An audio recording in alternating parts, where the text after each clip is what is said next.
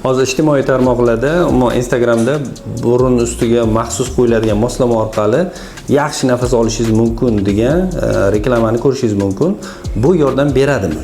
Yordam beradi, lekin hammaga emas. Kimlarga yordam beradi? Asosan burunni teshigida kollaps bor bemorlarga yordam beradi. Bu degani nima degani? Ayrim bemorlarda anatomik shunaqa bo'lishi mumkin yoki rinoplastiga qildirgan bemorlarda burundan nafas olsa, burunni klapani yaxshi ishlamaydi va burunni oldi teshigi yopilib qoladi. Ishlamaydi. Ya'ni bu tog'ay bilan o'ralgan bo'ladi va tog'ay teshikni ochilib turishiga yordam beradi. Bunaqa bemorlarda ishlamay qolishi mumkin, nafas olganda bekilib qoladi. Shunday bemorlarga yordam berishi mumkin. Lekin burun to'siq qiyshiqligi bor bemorlarda, allergiyasi bor bemorlarda, burunda polipi bor yoki adenoidi bor bemorlarda bu yordam bermaydi.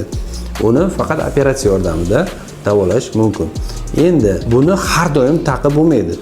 Buni faqat men aytgan kollapsi bor bemorlar, ya'ni operatsiya bilan davolab bo'lmaydigan bemorlarda kechqurun yotishda foydalanish mumkin.